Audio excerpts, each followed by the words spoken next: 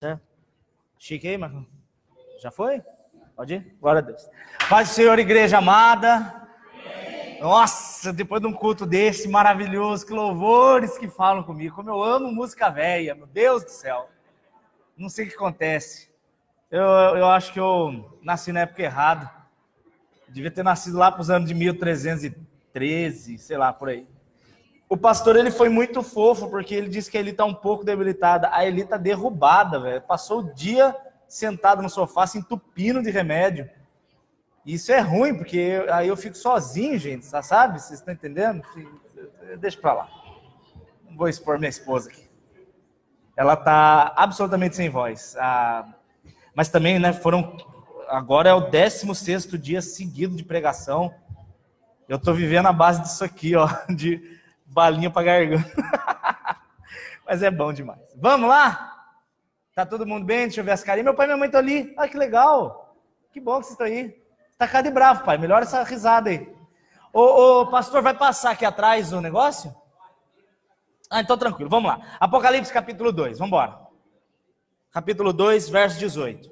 Marco, tá tudo bem? Tranquilo? Você me avisa, tá? Qualquer problema. Apocalipse 2, 18. Igreja de Tiatira. Essa é a 4ª igreja da série de 7 igrejas.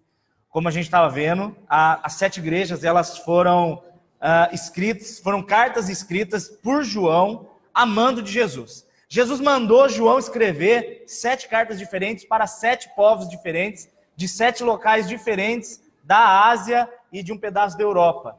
E as igrejas, elas têm vários significados. Quando você vai ler em Apocalipse, você vai ver que tem um significado realmente para a igreja local, realmente aquelas igrejas passavam alguns problemas que os textos vão relatar.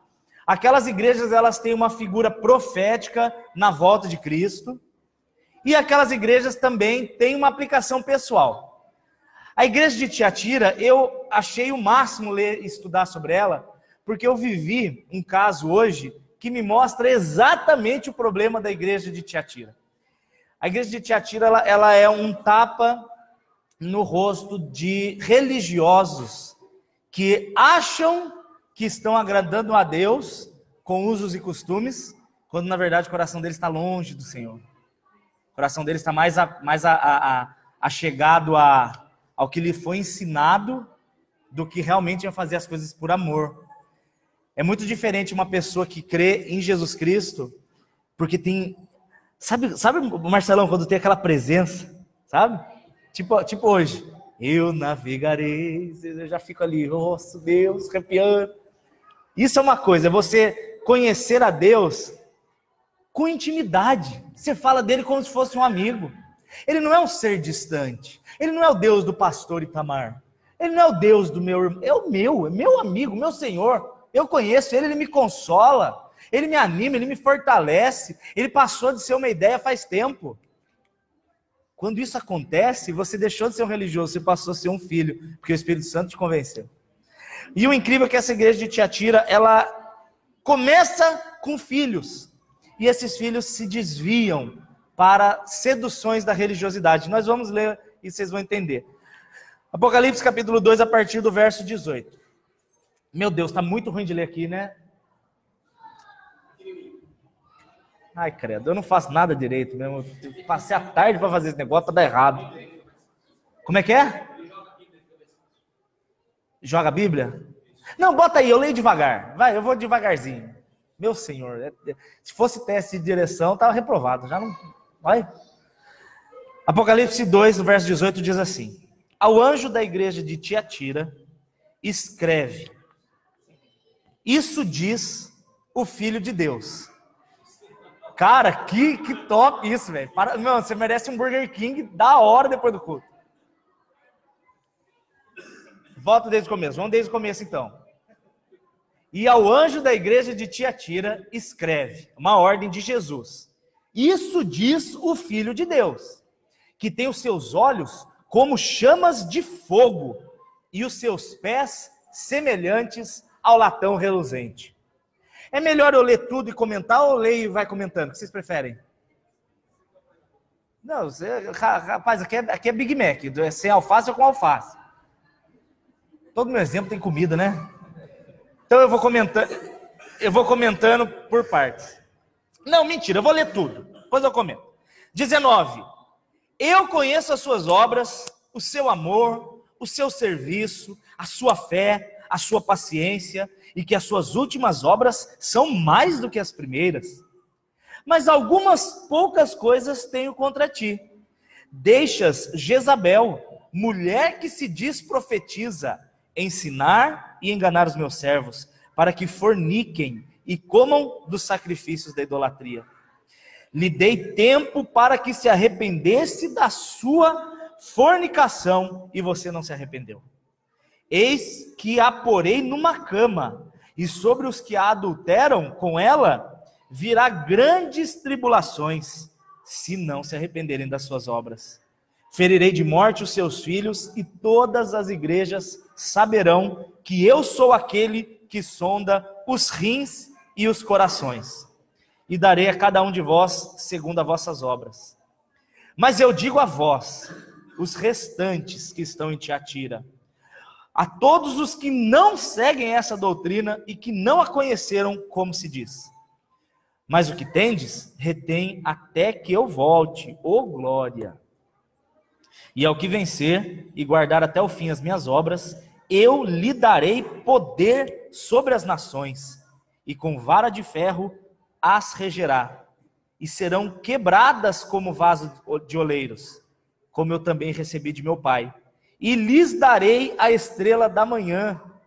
Quem tem ouvidos, ouça o que o Espírito diz à igreja. Só faltou essa música do A Estrela da Manhã, hein? Essa nossa estrela da manhã. Eu vou parar, senão eu choro aqui. Senhor Jesus, misericórdia, Pai. Esse texto é forte, esse texto é profundo, Pai. Esse texto traz uma parte da sua ira, que é terrível, Senhor. E infelizmente, Pai, eu digo isso com dor no coração, Pai. Tem gente aqui que vai ouvir, que não vai crer, e que o Senhor depois vai cobrar isso dessa pessoa, Pai. Em nome de Jesus, que não seja assim. Em nome de Jesus, que hoje, Pai, nós possamos reconhecer os nossos erros, Pai.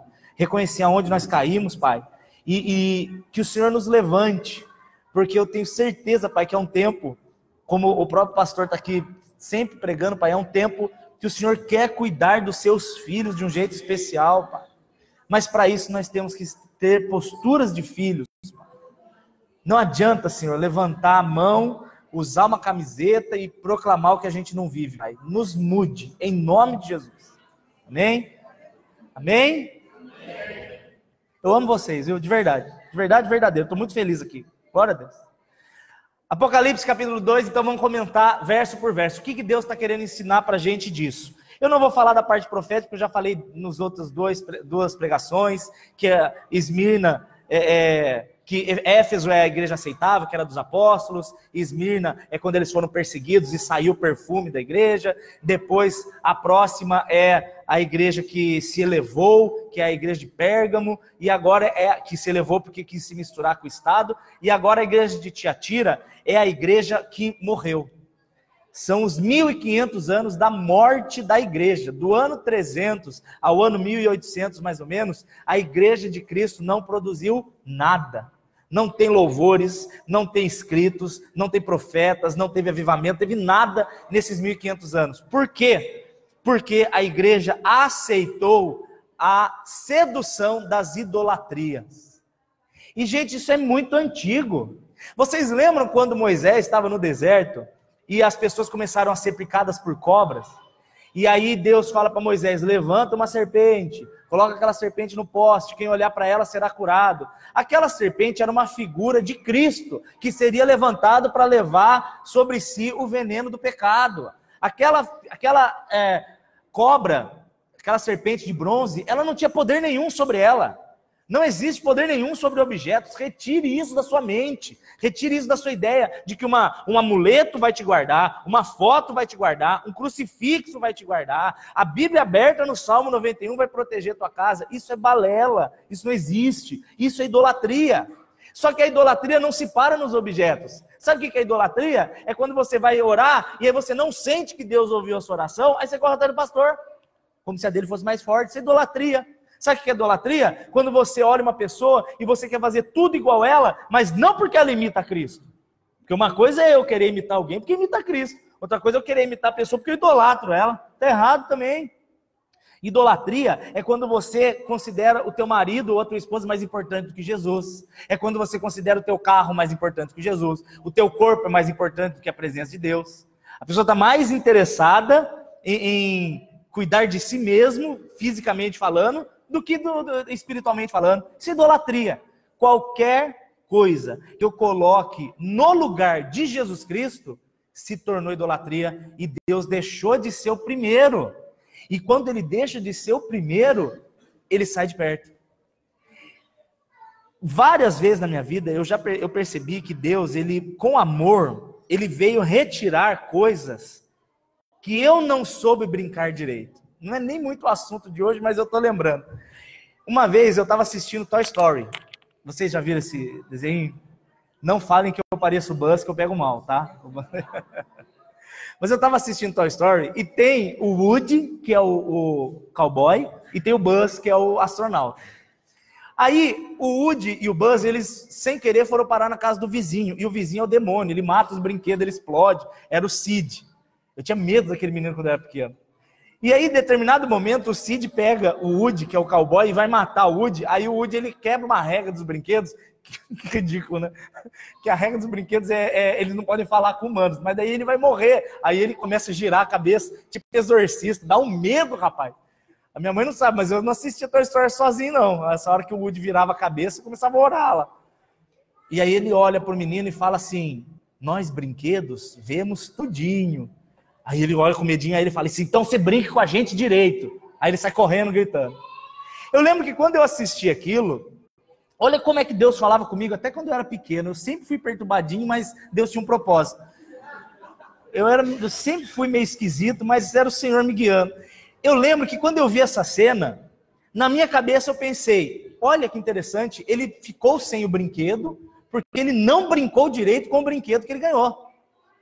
Isso, espiritualmente falando, é muito forte, porque Deus tem muitas bênçãos para derramar na nossa vida. Ele quer ver o filho bem. Gente, é ridículo esse evangelho que prega um sofrimento. Ah, você tem que sofrer, caso contrário você não segue as aflições de Cristo. Mentira! Ele levou sobre si as dores para que eu viva a glória dele. Ainda que perseguido, mas azar, não estou nem aí. João 10,10 fala de uma vida abundante. Se eu não vivo uma vida abundante, eu não estou vivendo as promessas de Deus. Eu quero viver as promessas. Mas às vezes a gente não vive porque a gente não brinca direito. Às vezes Deus dá um empregão para você, só que você coloca aquele emprego como Deus da sua vida, aí Deus tira. Não é porque ele é mau, é porque você está usando errado, você está brincando errado. Aí Deus dá um relacionamento, você faz errado, aí perde o namorado, a namorada, e fica: Senhor. Ou então o cara, aquele menino não top na igreja, aí ele arranja uma namorada, a menina leva ele para o mundo, aí o Senhor arranca ela com carinho, mas filho, não é para você. Ai, Senhor, o Senhor tirou o que era meu. Não era, você atrapalhou tudo. Então, quando a gente recebe alguma coisa do Senhor, é para a gente glorificar Ele com o que Ele nos deu, mas para que a gente nunca esqueça que Ele é o primeiro lugar. Ele é o primeiro lugar. Não importa onde você chegou, não importa o que você tem, não importa quem você é, Ele é o primeiro lugar sempre. E essa igreja esqueceu isso. Por isso que Jesus, ele chega e olha como é que ele se apresenta. Você lembra que eu comentei, quem veio nas últimas vezes, que Deus, ele sempre se apresenta nas cartas como as pessoas precisam. Como assim? Aí ele chega para a igreja de Tiatira, que é uma igreja religiosa, é uma igreja que largou o primeiro amor para ficar com ídolos. A gente vai ver isso mais para frente. E aí ele chega e fala: olha, quem está falando é o próprio Filho de Deus, que tem os seus olhos como chama de fogo. Passa para o próximo para mim, Marlon, por favor. A parte que fala dos olhos de fogo. Não tem outro slide, não? Pula aí. Nossa, deu tudo errado os slides que eu fiz. Aí, ó, volta. Você está nervoso, respira. Volta. Pula. Eu tô mais perdido que azeitona na boca de banguelo, velho.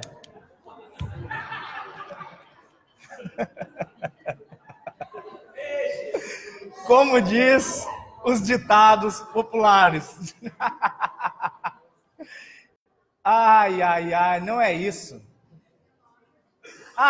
Eu vou por aqui mesmo. Eu queria só para facilitar vocês, eu sou uma besta no PowerPoint, eu preciso aprender, meu. Eu achei muito interessante essa parte do Senhor falar que ele tem olhos de fogo. E eu fiquei orando e falei, Senhor, o que quer dizer olhos de fogo? Por que o Senhor tem olhos de fogo? Será que você vai me queimar? Será que você quer me tostar? E não é isso. Eu meditando, eu lembrei de um texto de Daniel 2:22 que diz assim, Daniel 2:22, é fácil de decorar, 2:22. Ele, Deus, revela o profundo e o escondido.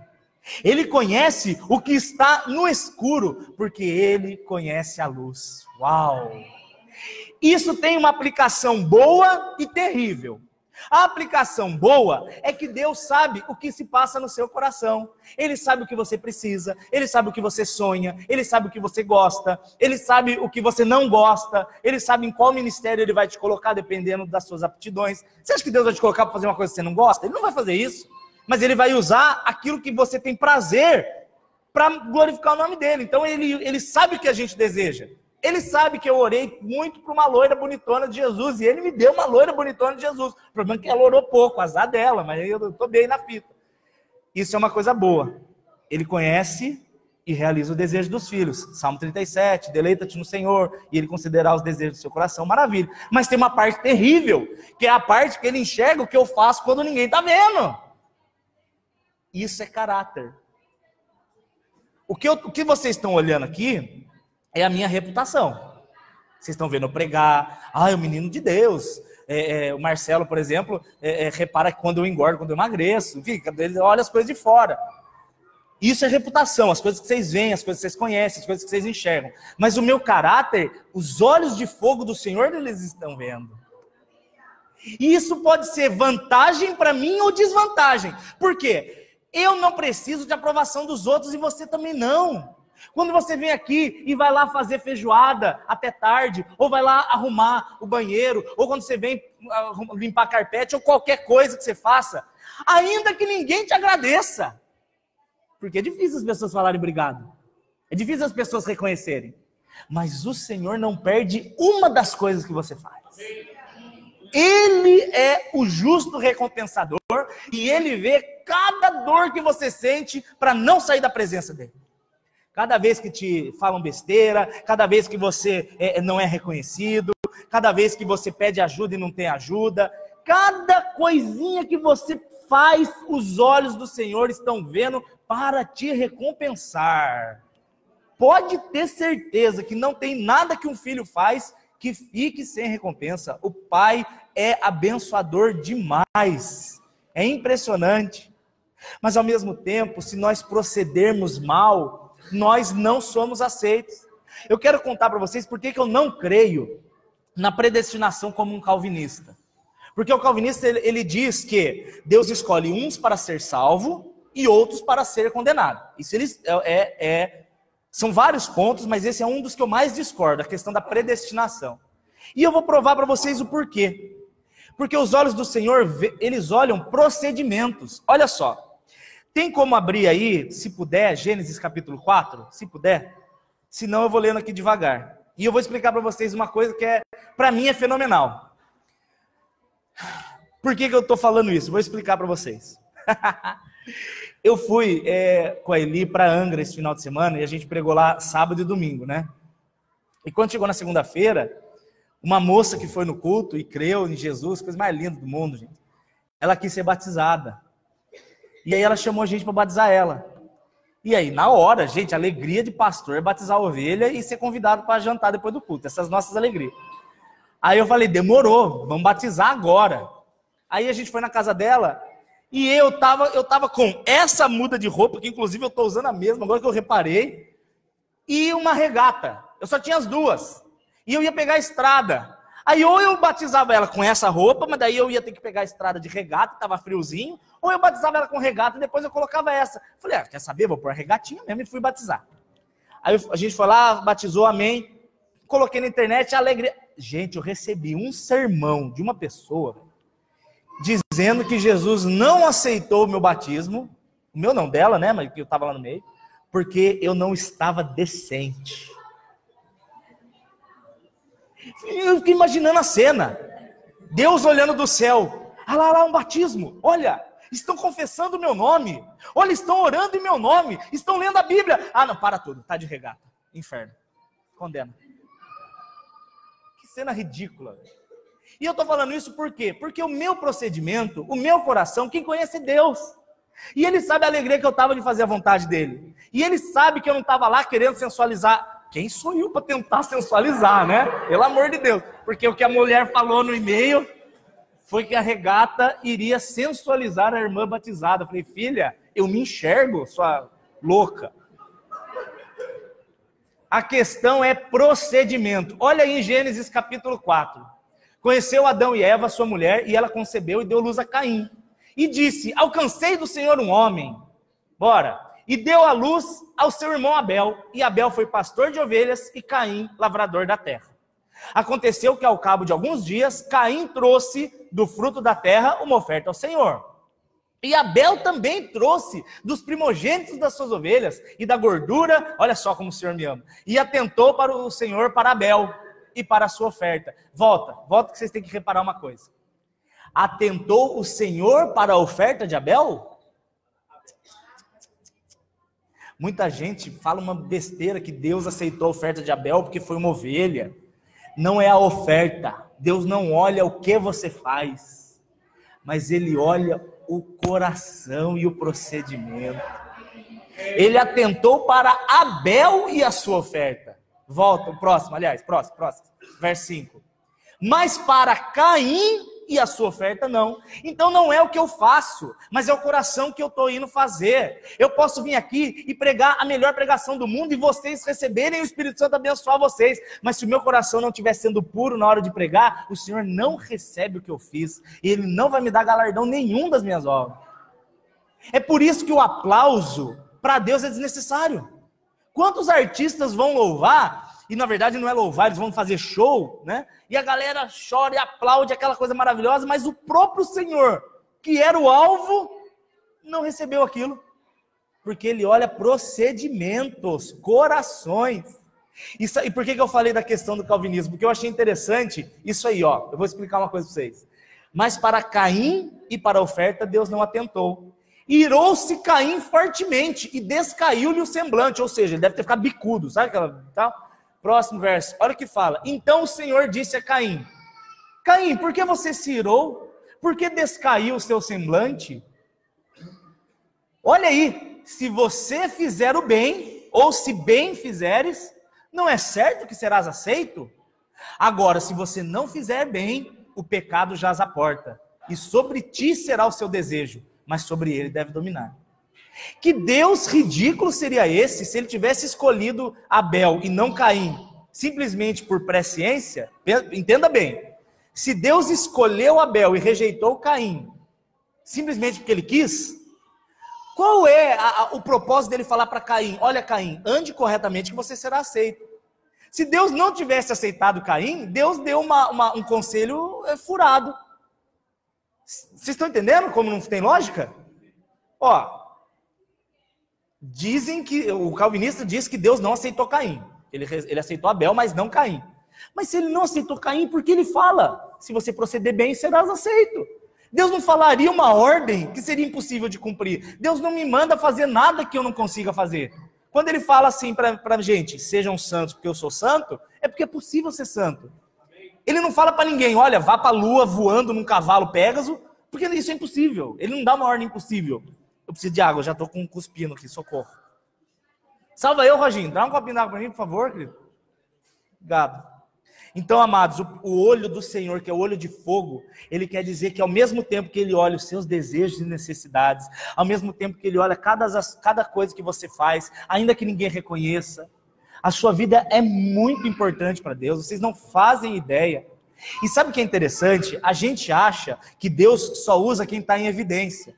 Às vezes você deve pensar que Deus só usa eu, Eli, o pastor Itamar ou qualquer outro que use o púlpito. Você está redondamente enganado. O Senhor usa grandemente pessoas que vocês nunca ficarão sabendo. Tem gente que é extremamente usada por Deus e não tem um holofote. E não deixa isso te desanimar. Obrigado, querido.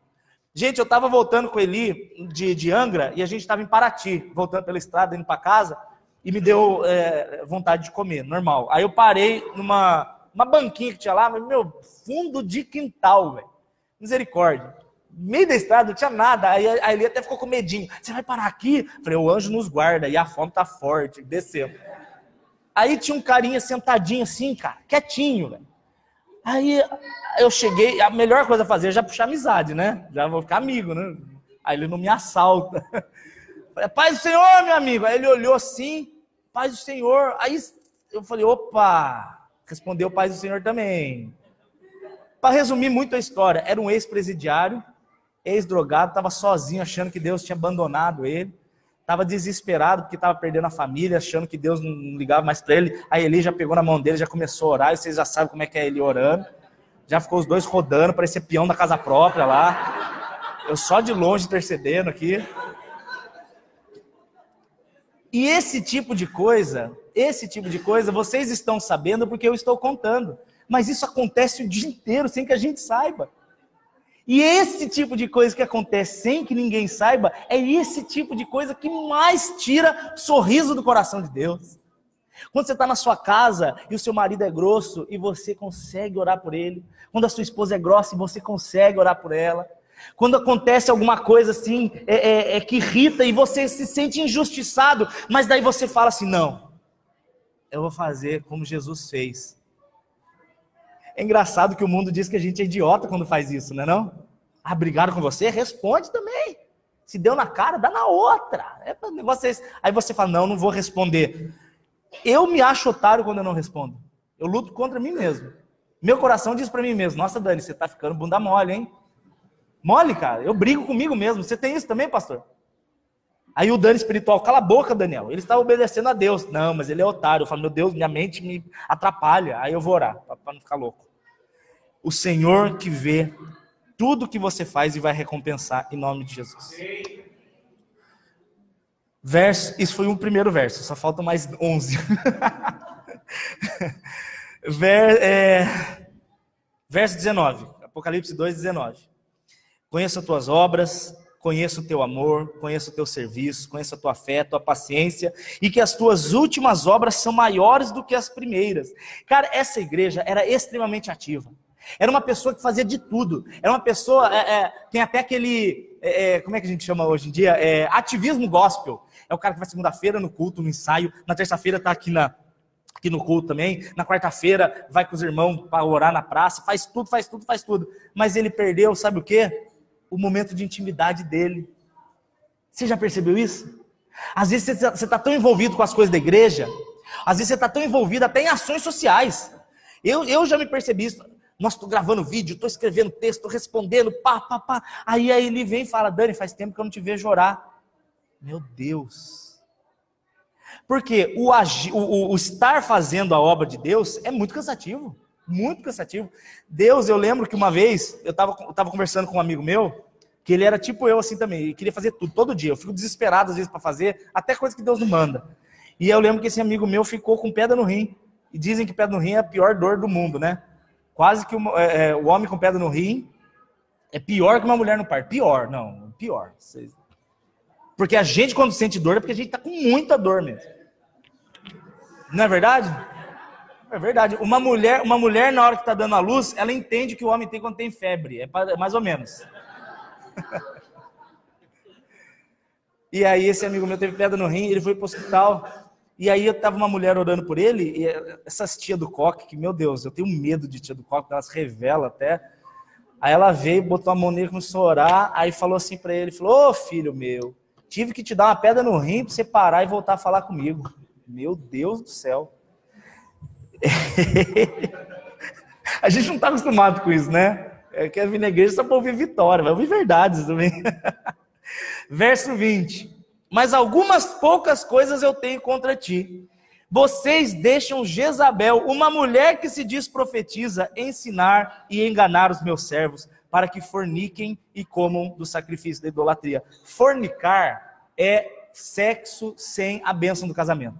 Fornicação é um absurdo, é horrível para Deus. Misericórdia, fujam. E por que ele está falando de Jezabel? Jezabel, ela é uma mulher que a Bíblia fala em 1 Reis, ela era esposa de Acabe. Com certeza vocês sabem a história. Era uma bruxa. Essa mulher é uma bruxa. Se você quer reclamar da sua esposa, olhe para Jezabel, que você nunca mais vai reclamar dela. Porque Jezabel era medonha. Traía o marido, fazia a magia negra lá, mandava o pessoal comer coisa de ídolos e tal. E o que isso tem a ver com a igreja de hoje? Qual é o espírito de Jezabel que está dentro da igreja de hoje? O maldito misticismo. Crente que vê horóscopo. Crente que crê. Peraí, que me deu até agora uma dor de barriga. Crente que ao invés de acordar e orar, entregar a vida na mão do Senhor, deixa eu ver o que o Sol e a Lua de Plutão, de Sagitário diz sobre minha vida. Misericórdia. Deuteronômio capítulo 18 diz que não haja entre vós quem observe os astros. Eu não estou falando que você não pode ser astrônomo, é diferente, tá? Pelo amor de Deus. É astrólogo, é outra coisa. Não é para jogar cartomante, não, isso é proibido. Você não pode confiar em nenhum tipo de magia negra, nenhum tipo de magia. E vocês acham que isso não tem? Isso não tem aqui. Tem de monte. Muito crente que vai em cartomante, crente que vai atrás de irmão de revelação. Você não precisa de irmão de revelação. Você não precisa disso. Quem fica correndo atrás de revelação é fotógrafo. Você não precisa disso. Você precisa dobrar o seu joelhinho e pedir para o Senhor falar com você. Eu fiquei sabendo que fulano adivinha RG. Vou no culto do fulano que adivinha RG. Que fé pequena é essa que você precisa ver que a palavra de Deus não te é o suficiente? E isso está entrando tanto nas igrejas. Pastor que vai pegar água do fundo do poço para vender por não sei quanto. Vai, pega a vassoura, leva para o alto do monte, está ungido a R$1.000. Eu vi, pastor Itamar, eu vi. Eu não vou falar o nome da igreja, porque provavelmente vocês sabem qual é. Eu estava em Pindamonhangaba, no dentista, com a boca aberta, com aquela broca do quinto do inferno, furando meu dente. Aí chega uma moça, manicure, dá licença que eu preciso atender mais um monte de cliente, que eu preciso juntar R$200 até o final da semana. Ou era R$2.000, R$200, enfim, era um valor alto, acho que era R$2.000, até o final da semana. Aí Dani não consegue ficar quieto, né? Não consigo, por mais que eu tente. Por quê? Por quê? Por que, meu senhor? O que você vai fazer? Aí ela me contou que ela comprou, sabe aquele suco de igreja rica, quando vai fazer ceia, que é aquele suco de uva verde, de vidro? Igreja rica usa aquilo. Aquele Aurora, acho. É um gostoso pra caramba. Aí ele gosta. Custa R$15 o litro. Barato aonde? Barato é Tang, que você dilui e faz lá a ceia.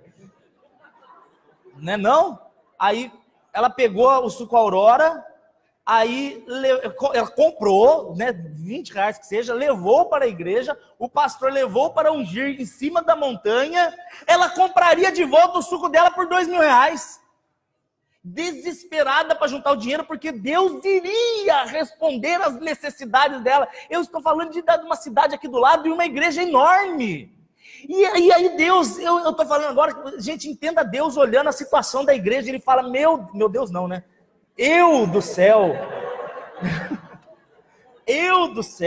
eu derramo o Espírito Santo em vocês, eu dou a Bíblia para vocês, eu dou os dons para vocês, eu dou a igreja para vocês, eu dou louvores para vocês me trocarem por um suco de uva de R$2.000. E eu estou falando para vocês que igrejas que pregam o que nós estamos pregando hoje, e glória a Deus, não é achismo meu, eu estou pregando a palavra, eu estou falando que está escrito. É 1% das igrejas, a maioria descobriu. Nosso Deus, eu tô com raiva. Lá em Angra, eu estava lá, aí chegaram 2 missionários da Espanha. Aí tinha um nome muito estranho e a Rosália. Andrew e Rosália. Ele é escocês, casou com ela aqui no Brasil, levou ela para a Espanha, eles são missionários lá. Eles disseram para mim que eles estão numa região que tem 320 mil pessoas. É uma cidadezinha, ali é a Argélia, aqui é a Espanha, ali é Gibraltar, que é Marrocos. Eles estão ali no meio. Quase 300 mil pessoas. Não tem uma igreja, velho. Aí eles vieram e falaram assim para mim, Dani, há 20 anos atrás, quando eles estavam voltando depois de muitos anos. Falou, há 20 anos atrás a gente saiu com um barco de missionários. Foi um monte de gente. Hoje, quando eu voltei nas igrejas, eu descobri que nenhuma das igrejas mais tem missionários. Eles não mantêm mais missionários. Eles não investem mais em missionários e pregadores. Por quê? Porque as igrejas descobriram que manter missionários não dá dinheiro. Qual é o dinheiro que dá mandar missionários? Eles só estão ganhando almas. Grande porcaria, né? Porque o que interessa é pregar prosperidade. Porque quando eu prego prosperidade, o culto lota. E quando o culto lota, eu recebo muito dízimo. E aí eu posso comprar minhas mansões e meus carrões e dizer que Deus me abençoa. É isso que Deus está olhando. Ele está vendo a igreja que aceita Jezabel. A igreja que aceita adultérios. E eu não estou falando adultério só de casados, não, porque infelizmente ainda tem pastores que separam a casa de novo e continuam no ministério, mas isso é um outro assunto. O adultério da magia, essas nojeiras de objetos ungidos. Eu que pego vocês com objetinho ungido, hein? O negócio vai ferver pro seu lado. E olha que interessante, verso 21 fala assim, vai lá. Tem mais 14 minutos. Tem que correr, socorro. Olha, eu acho o amor de Deus tão fantástico. Eles chegaram ao ponto, só para vocês terem uma ideia, só voltando para a igreja, realmente no ano 90, mais ou menos, que era essa igreja de Tiatira. Eles estavam ao ponto de a igreja cantava louvores a Deus, eles ensinavam a doutrina dos apóstolos, aí eles saíam de lá e iam comer comidas oferecidas a Diana dos Efésios. Diana é uma deusa Ártemis. Chegou ao ponto da igreja cantar louvores e comer carne oferecida para demônios. E aí você vê, se eu falar para vocês, eu vou sair daqui, vou comer uma galinhazinha de macumba, tranquilo, depois eu volto pregar. Vocês iam ficar escandalizados, vocês vão falar, Daniel, você tá louco? E o Senhor, ele olha para esse povo e ele não tem raiva. Eu fico com raiva porque eu sou humano. Mas ele olha, e ele ainda olha com amor. Ele fala assim, olha, eu lhe dei tempo para que vocês se arrependessem dessas fornicações, mas vocês não se arrependeram. Gente, nenhum de nós nunca vai poder dizer que não teve chance. Nós, em especial nós que estamos aqui e quem está assistindo pela internet, nunca mais vai poder chegar diante de Deus e dizer que não sabia, ou que não teve chance, ou que o evangelho não chegou. A palavra de Deus chegou para você sim. Jesus Cristo está aqui te dizendo que te ama, que quer mudar a sua vida, e se você não o recebeu e não aceitou, a culpa é só sua. Não é porque ele não estendeu a mão, porque ele está te estendendo a mão, inclusive agora, para você pegar e se arrepender. Mas aí ele fala, mas você não se arrependeu, você quis continuar com a sua vida, você quis continuar com as suas mandingas, você quis continuar com os seus achismos. Eu acho, e não tem Deus disse, não tem Deus disse, eu acho. Aí ele fala assim no verso 22, eu porei Jezabel numa cama, e sobre os que adulteram com ela virá uma grande tribulação, se não se arrependerem das suas obras. Olha, o Senhor ainda nem destrói essas pessoas. Ele ainda fala assim, olha, eu vou mandar uma tribulação sobre a sua vida de propósito. Porque, infelizmente, a gente só aprende na dor, não é não? Você já percebeu que quando o calo aperta, né? Quando a situação aperta, aí o que a gente faz? A gente corre para Jesus. Ô, Senhor, saudade da tua presença. Você fala, eu preciso te dar um problema para você lembrar que eu existo. Não era muito mais fácil se a gente tivesse o hábito de constantemente estar na presença do Senhor, para que Ele não precisasse nos dar tribulação, para que a gente voltasse até Ele? É muito mais inteligente. Ferirei de morte aos filhos. Que filhos? Os filhos de Jezabel, as pessoas que quiserem continuar vivendo todo tipo de heresia. E todas as igrejas saberão que eu sou aquele que sonda rins e corações. Rins é uma expressão em grego que quer dizer a fundo, né? A gente não usa isso em português, porque fica muito feio, né? Eu vou sondar o seu rim, não encaixa. E darei a cada um de vós segundo as suas obras. Verso 24, agora que eu amo. Isso aqui é promessa para nós e eu quero ensinar uma coisa para vocês muito louca de Apocalipse que vocês vão ver. Mas eu vos digo a vós, verso 24. E aos restantes que estão em Tiatira. Quais restantes? Os que não se prostituíram, os que se mantiveram fiéis, os que levaram o dano por pensar diferente, mas pensar igual a Jesus. Vocês viram que absurdo a Daniela Mercury, né? Não sei se vocês viram. Em uma peça de teatro, tinha como tema Jesus travesti. Essa era a peça, Jesus travesti. E um desembargador, usado por Deus, proibiu a peça. Não pôde como é que fala? Tocar a peça? Não, é? Obrigado, apresentar. Aí, a Daniela Mercury ficou revoltada e começou a falar, não, porque a minha Constituição não é a Bíblia. A minha Constituição não é a palavra de Deus, coisa nenhuma. Vai ter Jesus travesti, sim. Se Jesus quiser voltar hoje, ele pode voltar como travesti. E a galera pirando. Eu gostei muito da postagem, até que o pastor compartilhou, que aí chegando para Jesus e fala assim, Jesus, estão dizendo que você é de esquerda, estão dizendo que você é comunista, estão dizendo que você é travesti, estão dizendo isso de vocês aqui. Aí Jesus olha para ele e fala, mas e vocês? Quem vocês dizem que eu sou? Ah, tu és o Cristo, filho do Deus vivo. Então eu não estou nem aí porque o mundo acha de Jesus. Eles vão falar o que eles quiserem. O mundo nunca vai deixar de ser mundo, as pessoas naturais nunca deixarão de ser pessoas naturais. O problema é quando as espirituais começam a pensar como as naturais.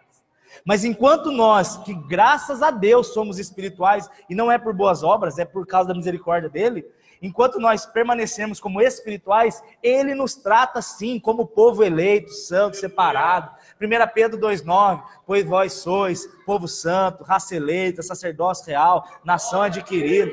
Vocês foram chamados das trevas para anunciar as virtudes daquele que é a luz maravilhosa. Jesus fala a verdade.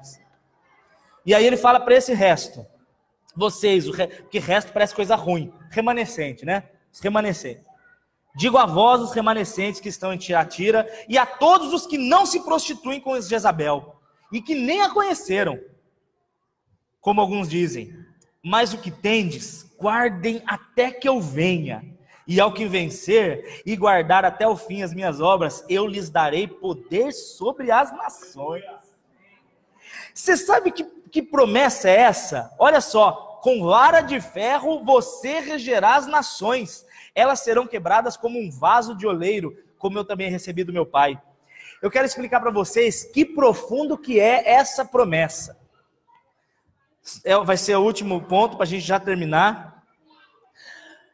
Nós sabemos que existem coisas na Bíblia sobre Apocalipse que são reveladas. Tem coisas que estão reveladas e tem coisas que são conjecturas. O que é conjectura? Eu acho, mas não tenho tanta prova, mas também não é heresia. Dizer, por exemplo, que Jesus não volta é heresia. Agora, dizer que ele volta antes ou depois da tribulação, aí é conjectura, porque a Bíblia não dá certezas.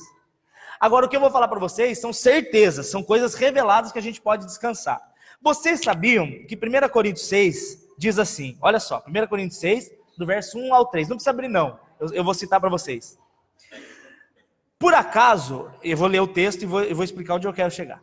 Por acaso algum de vós, tendo alguma dificuldade contra outro, vocês precisam ir até injustos para resolver, e não perante os santos? Ele está falando sobre crente que processa crente. É ridículo crente que processa crente. Para chegar nesse nível, meu Deus do céu. Vocês não sabem que vocês hão de julgar o mundo? Olha aí. Não sabeis que havemos de julgar os anjos? Eu sempre achei estranha essa expressão. Será que é literal? Imagina o Paulão. Anjo Gabriel, não gostei do que você fez não. Julgar o anjo? E a Bíblia diz isso aqui em 1 Coríntios 6. Aí eu peguei esse texto de Apocalipse dizendo que nós vamos julgar a terra, depois julgar os anjos, e aí eu descobri que realmente é verdade. Nós iremos julgar a terra e eu vou explicar para vocês. Depois que acabarem os 7 anos de Apocalipse, a gente chama, né? Vocês sabem disso. Metade a tribulação, a outra metade a grande tribulação. No início tem o anticristo, no início desses 7 últimos anos. No início é o anticristo, na metade as 2 testemunhas, e no final Jesus desce e pisa em Jerusalém. Depois que Jesus desce e pisa em Jerusalém, a terra é destruída, aí Deus renova ela, e nós vivemos um período chamado de milênio, que é um período em que Cristo estará na terra, e nós estaremos reinando com ele. O que Jesus está prometendo é que se nós permanecermos fiéis, durante o milênio, nós iremos reinar com ele em Jerusalém. Essa promessa não faz muito sentido, mas eu quero mostrar para vocês que legal. Olha só, Zacarias capítulo 14, a partir do verso 12. Uau, não era para ter começado isso, mas vamos embora. Nos últimos momentos, entenda que eu estou usando essa mesa aqui como sendo o período dos 7 anos, tá? No finalzinho dos 7 anos, no finalzinho, quando tiver Jesus prestes a voltar, é o capítulo 12, 13 e 14 de Zacarias. Ele descreve o que vai acontecer nesse último período aqui. E aí, ele conta o que vai acontecer com as nações que subiram contra Jerusalém. Porque eu, Dani, creio que a igreja já foi embora, nós estamos nas nuvens com Cristo, olhando de camarote tudo o que está acontecendo, e aí Jesus ele vem para trazer uma última chance aos judeus. O capítulo 12 de Zacarias fala isso, que Deus derrama um espírito de graça, da graça e de graça sobre os habitantes de Jerusalém, os filhos de Davi. Então aquele povo de Israel, que o Senhor alcançou no último segundo, o mundo inteiro vai atacar eles. Então nós estamos prestes a ter essa guerra. E aí, quando eles subirem para atacar Israel, aí Jesus fala, para tudo, que o negócio agora é comigo. E olha o que Jesus mesmo faz. É a partir do verso 12, ó. E esta será a praga com que o Senhor ferirá todos os povos que guerrearam contra Jerusalém. A sua carne apodrecerá, estando eles em pé, e lhes apodrecerão os olhos nas órbitas, e a língua lhes apodrecerá na boca. Meu Deus! Jesus não brinca não, se é para detonar, ele detona mesmo. Naquele dia acontecerá que haverá do Senhor uma grande perturbação entre eles. Cada um pegará na mão do seu próximo e cada um levantará a mão contra o seu próximo. Ou seja, Jesus vai fazer com que os exércitos se matem entre si e não toquem nos dele. Está entendendo? Próximo. E também Judá pelejará em Jerusalém, e as riquezas de todos os gentios serão ajuntadas ao redor. Ouro, prata, roupa, em grande abundância. Vai indo. Assim também será. Beleza, mas eu quero. Vai mais um, só para a gente ganhar tempo. Verso 16. Aí, olha o que acontece no milênio. É isso aí, ó. Acontecerá que todos os que restarem de todas as nações que vieram contra Jerusalém. Então, só para vocês entenderem o panorama, vai ter a guerra contra Jerusalém e vai sobrar ímpio. Alguns ímpios vão sobrar. E Deus vai falar com eles que os que sobrarem virão contra Jerusalém de ano em ano para adorar a Deus. Eles serão obrigados a ir lá e oferecer sacrifícios a Deus para celebrarem a festa dos tabernáculos. Olha se eles não forem, o que acontece? Verso 17. E acontecerá que se algumas das famílias da terra não subir até Jerusalém para adorar o rei, o Senhor dos exércitos não virá sobre eles a chuva. Então essa promessa de que nós julgaremos as nações, nós julgaremos essas pessoas.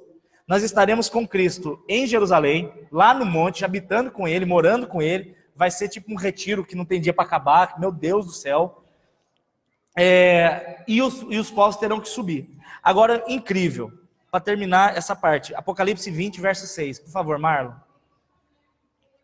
Satanás, ele é tão desgraçado, filho de rato, que ele, no último momento dos 1000 anos, então, ó, 7 anos, Jesus pisa na terra, acontece essa praga, os 1000 anos, no finalzinho dos 1000 anos, quando acabar, é o trono branco. Aí é Deus dando galardão, Nova Jerusalém, etc. No finalzinho dos 1000 anos, olha o que acontece.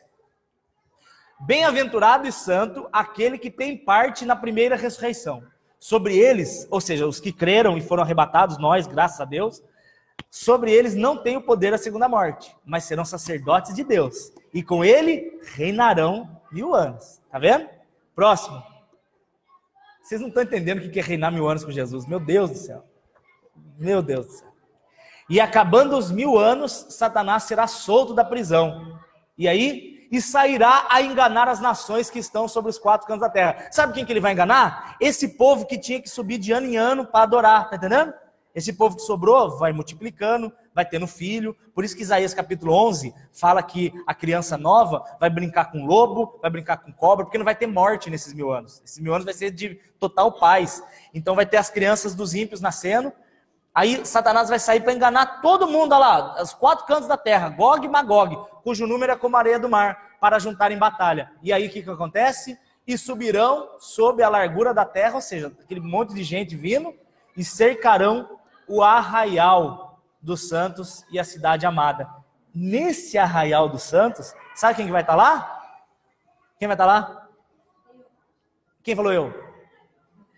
É isso, você mesmo vai estar lá. Glória a Deus, tem uma salva comigo aqui, oh, aleluia. Nós estaremos lá. Gente, essa cena vocês vão lembrar de hoje. Vocês vão lembrar de hoje e eu creio que em corpo glorioso eu não terei gordura localizada. Vocês vão lembrar de mim. Lembra, Dani, quando você pregava pra gente, bolotinha, almôndegazinha? Lembra? Lembro. Olha aqui, nós estamos vivendo isso que a Bíblia nos prometeu, de reinar com Cristo. Isso é muito legal.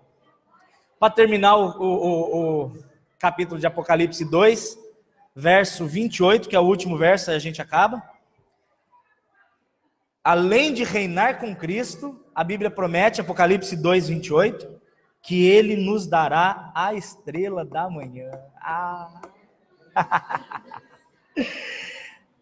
O texto de Isaías 14, ele mostra que a estrela da manhã era o diabo. E realmente ele era. Por quê? Porque você vai ver, em Romanos 8, ele diz que nós herdaremos de Deus a glória que é dele. Satanás, antes de cair na terra, ele era o querubim maior de todos. Ele era cheio de beleza. Você vai pegar Ezequiel 28, ele coloca Satanás como lindo. De glória de Deus mesmo. E aí a Bíblia diz que ele era a estrela da manhã. Por quê? Porque ele tinha essa glória que é de Deus, que nós receberemos. Então nós teremos a glória que é de Jesus.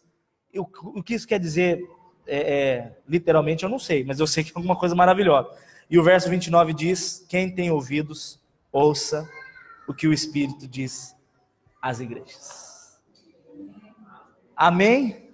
Amém. Marcelo, você sabe tocar a nossa estrela da manhã? Vamos cantar para terminar? Vem aqui comigo, me ajuda aí.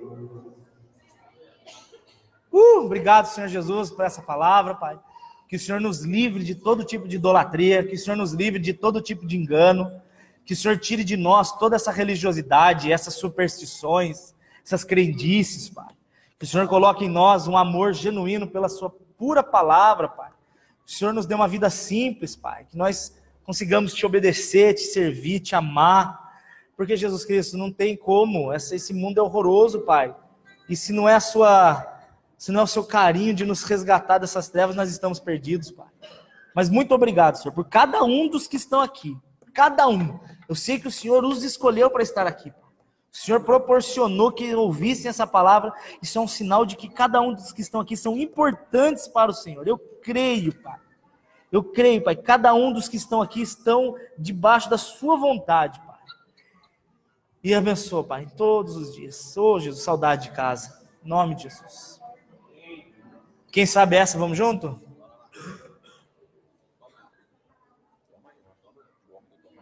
Dó maior é o tom? Nossa estrela da manhã, o Cordeiro Santo que nos trouxe a paz. Em tuas mãos está tudo vencer. Resposta a todo aquele que clama. A verdade é tua palavra, que não pode mentir. Por isso estamos aqui. Te louvamos, né? Te louvamos, ó Senhor, pelo teu imenso amor. Obrigado, Jesus.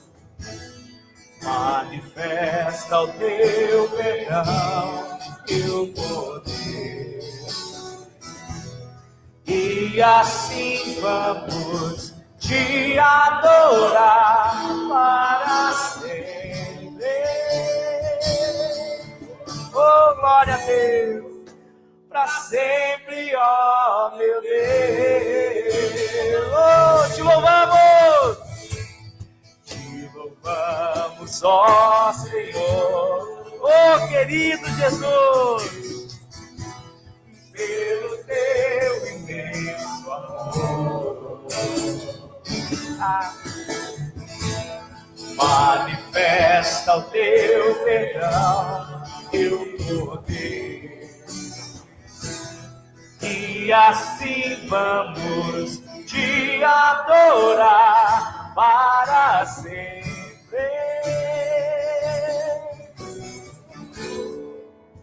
Para sempre, ó meu Deus.